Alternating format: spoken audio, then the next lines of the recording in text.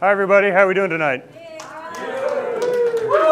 Alrighty, I'm Garlynn Woodsong from Calthorpe Associates in Berkeley, California, although I personally just moved here into Portland, back home. I live up in the Alberta Arts District, so just caught TriMet down here tonight. I'm here to talk to you about the urban footprint model.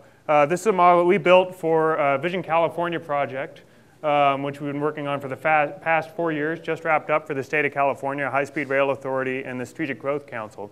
It's a fully open source model. In addition to all of these open source components, we've contributed back to the open source community. We chose open source because we were using ArcGIS. Processes took 12 days and didn't complete. Open source, this stuff is running in 8 minutes and it's succeeding really fast. 64-bit multi-threaded PostgreSQL-driven platform. Urban Footprint can run on a laptop, on a desktop, on an iPad, on your phone. It's a web-based interface driven by server backend technology. So it's tablet and mobile ready, although you wouldn't really want to use it on your phone, too small. What is it? It's a full base data loading process to establish the base year environment. Then we paint future scenarios with place types, and then we can describe the co-benefits, building, energy, water use, transportation. We load the base data using parcel data, using TAS data, using census data. We take rates from census data and assign all that data down to the parcels as numbers. And we also include information about land cover and transportation features. When we don't have relevant data for where the parcel sits, we grab data from nearby blocks and block groups so that we can always be sure of having a rate to assign to the relevant parcel. This is very critical. You don't want zeros. Land cover data comes from the Farmland Mapping Monitoring Program, gives us definitions of urban areas versus greenfield areas. California Protected Areas Database gives definition of constrained land where you don't want to grow. USGS gives additional definition of constrained water, such like that. So base year environment, we load the base, then we use place types either from an input scenario, translated automatically, or from a painting engine to establish a scenario. Then we run the core and we run the analysis. We have 35 place types to describe future change areas, everything from city centers to town centers to the suburbs, office parks, campuses, universities, parks and open space, you name it. Those are the building blocks of the scenario, place types. Place types are built from building types. Our place types are calibrated to real-world areas. The building types are calibrated to real-world buildings. In fact, they are real-world buildings. We describe site size, block size, densities, FAR, land use, population, housing, employment, streets, all the components of building, streets, parks, and civic center. That's what a place type describes, everything that is in an area for future change.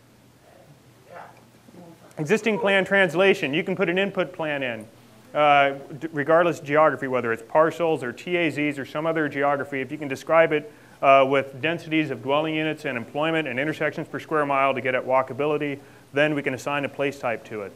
This is very critical because we need to normalize the existing environment, or rather, the existing plans for future development on that environment. This is the base case for Sacramento region. This is the blueprint for Sacramento region coming out of Urban Footprint's plan translation engine. We deployed it in Oahu to help them with a little rail line project they're working on.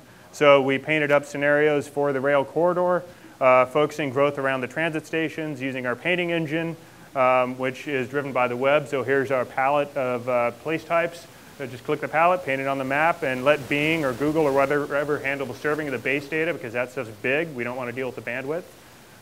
Here is how we run the analysis. Base year goes through change, goes to the core, and then produce land consumption, local fiscal impacts, public health, transportation.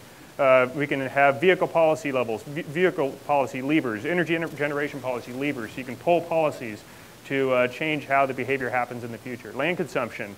We want to calculate how much greenfield land is being consumed by type. Remember, we know where the land is and where it isn't from the baseload process.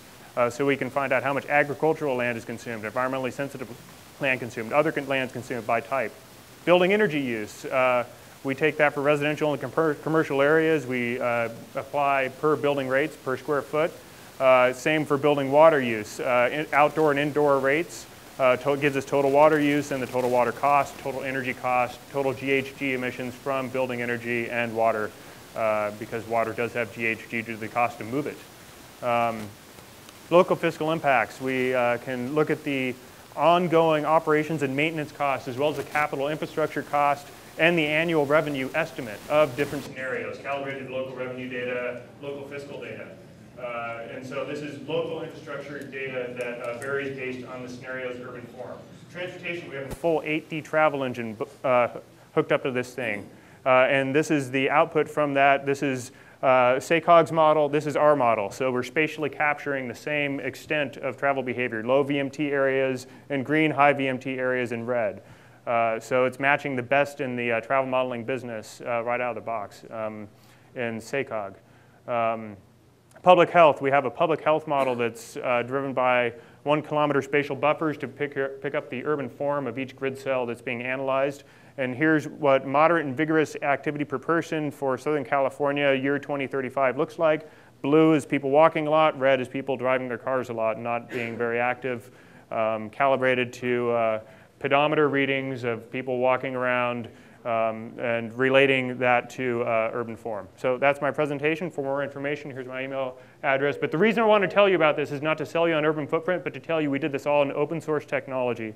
And you can do it too. You can learn it. It's Python, SQL. You learn it and you can use this stuff. It's great. Cheers.